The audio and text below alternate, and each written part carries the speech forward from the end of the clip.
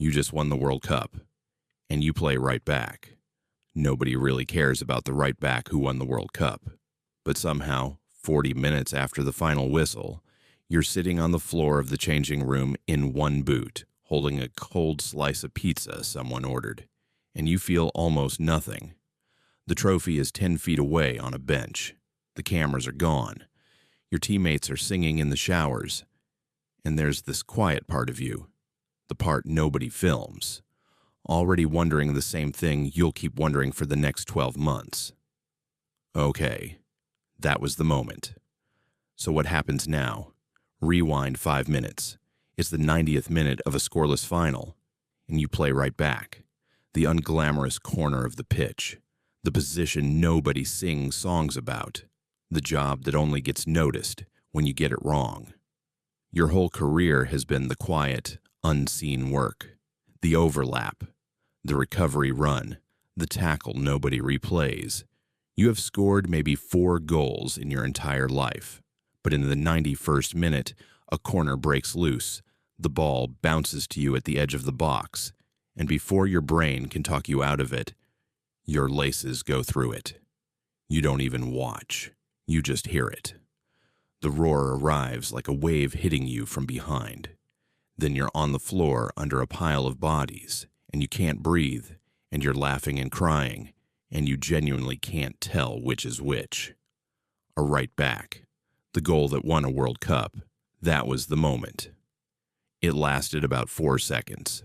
That night, you don't sleep. Here's the part that hasn't caught up with you yet. 2 weeks ago, you were a regular player in the league, a solid pro. The kind of right back the hardcore fans respected and nobody else could name. Good positioning, reliable, a name that lived in fantasy football spreadsheets and defensive stats threads, and basically nowhere else. You had a career. You did not have fame. And now your phone has 4,000 unread messages and a battery that won't hold a charge, and your name is trending in countries you've never been to. You're lying in a hotel bed at 4 in the morning, metal on the nightstand catching the light from the minibar, staring at the ceiling, feeling strangely, impossibly flat. Your body aches in places you didn't know had places. You're starving, so you eat a vending machine sandwich standing up in your underwear. This is you, world champion, eating a triangle of cardboard cheese at 4 a.m. Here's the thing nobody warns you about. The trophy doesn't change how you feel. It changes how the world feels about you. And that turns out to be a much bigger, much stranger thing. The medal is going to end up in a drawer within a month. But the year is going to be everywhere. Week 1. They fly you home and the city has lost its mind. There's a parade, an open-top bus crawling through streets so packed you can't see pavement, just faces and flags and phones, hundreds of thousands of them, chanting your name like a song they've always known. A child on their dad's shoulders wears a shirt with your number on it. Your number, a right back's number. You wave until your arm goes numb and smile until your face hurts. And it is, genuinely, the best day of your life. Then week 3, your agent calls, and his voice is different. The club, the one you supported as a kid, the one whose shirt you slept in, the one you assumed was a fantasy, wants to sign you. Off the back of one goal. You say yes before he finishes the sentence. And a few weeks later, you're standing in the middle of their stadium, holding their shirt with your name on the back, flash bulbs going off. And for a second, you're 8 years old again in your bedroom pretending. The dream you never said out loud because it was too big to say. It just came true. Off 4 seconds. Week 5, the money arrives. A boot company wants you. The number they say out loud is more than your dad earned in his entire life, and they say it like it's an opening bid. A watch brand, an airline, meetings, contracts, a media day where you say the same 11 sentences to 30 different journalists. It doesn't feel like money. It feels like a scoreboard for a game you didn't know you'd entered. Month 4, the season starts. And here's where the dream turns heavy. You pull on that shirt every week, but the fans didn't watch a solid right back arrive. They watched the man who won a World Cup. They expect the moment. Again, every game. And you're a defender. You are never going to score every week. You go 6 games without a goal, do your actual job quietly and well, and still the groans start when you take a touch. A pundit says you were a one-moment player, flattered by a final. You read it. You know you shouldn't, but you read it at midnight alone, and it lodges somewhere behind your ribs. The shirt you dreamed your whole life about now weighs something you didn't expect. Month 7. You can't go to the shop. Not a figure of speech. You physically cannot buy milk without it becoming an event. Someone films you at a petrol station and it's online before you've paid. A cousin you haven't spoken to since you were 9 finds your number. Everyone you meet has already met a version of you that lives in their phone. And they're a little disappointed. You're just a tired defender who wants to be left alone. So you start wearing a cap pulled low. You start taking the long way round. Here's what nobody tells you about winning the biggest thing there is. You spend your whole life thinking the achievement is a door, that you walk through it and become someone new on the other side. A finished person. Someone who's arrived. But there is no other side. There's just you, the same right back, carrying the same doubts and the same 4 a.m. flatness. Except now everyone's watching and the stakes never reset. And think about what you actually are. Your entire craft is the work nobody sees. The covering run, the tackle that stops the goal that never gets counted. The 10,000 quiet actions nobody ever claps. For years, being unnoticed was the job. Then you had the one loud moment of your life. And now the loud moment is the only thing anyone wants you to repeat. But the truth of you was never that goal. The truth of you was always the quiet work. The trophy didn't rewrite you. It just turned the volume up on whoever you already were. The moment was 4 seconds. The year is the rest of it. And the year is where you find out what you're actually made of.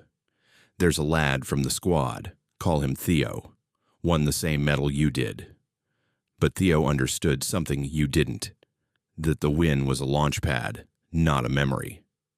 Within a month, he had a documentary crew, a fashion line, a podcast, 9 million followers. He posts from private jets. He's front row and perfectly lit at every event in the city. By every visible measure, he's winning harder than you.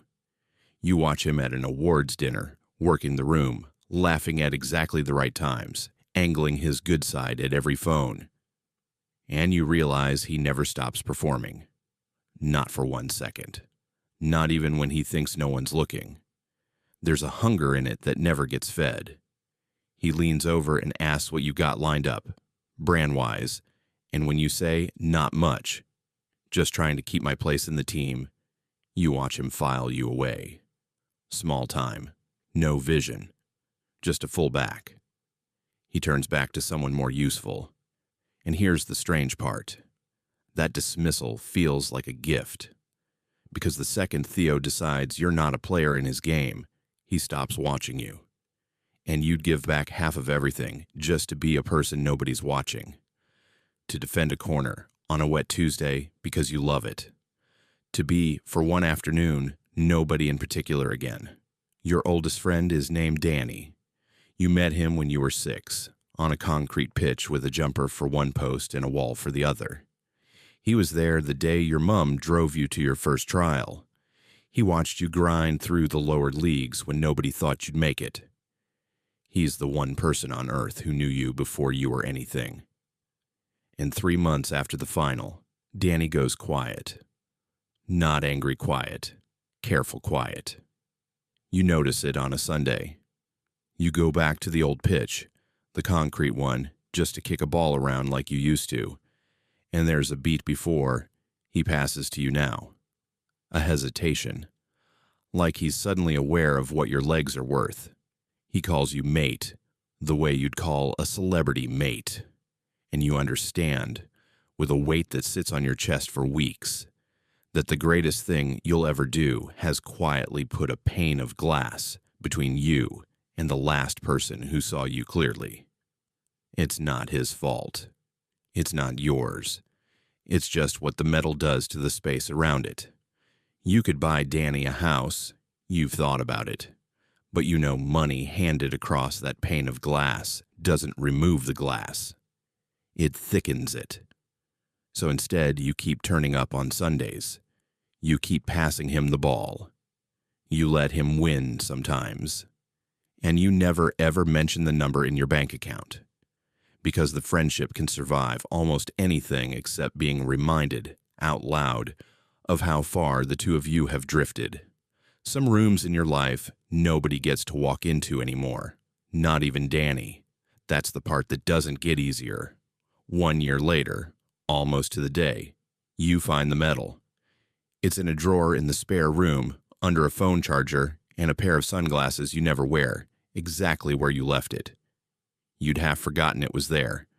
You take it out, and it's lighter than you remember, and colder. And for a second, you're back on that changing room floor with one boot on and a cold slice of pizza, feeling almost nothing. And you realize the flatness you felt that night was never emptiness. It was the truth arriving early. It was your body already knowing that the moment, the 4 seconds, the roar, was never going to be the thing that saved you, or fixed you, or answered anything. The medal is in a drawer. The year is everywhere. In your friendships, your Sundays, the cap you pull low, the Dream Club shirt you now have to earn every single week, the person you've quietly become while everyone was busy watching the highlight. You won the World Cup as a right back, the position nobody notices. And the biggest thing it gave you wasn't the trophy. It was 12 months of finding out exactly who you are when the roar stops. You put the medal back in the drawer. You leave it there. You've got training in the morning. The new season starts on Saturday. 60,000 people will sing your name and expect the moment again, and you'll chase it. Because that's what you do. But some quiet Tuesday this year, you're going to catch yourself wondering the thing nobody asks you in any interview. Not what it felt like to win, but this. If the moment was only ever 4 seconds, what are you actually building with all the time in between? And who are you building it for?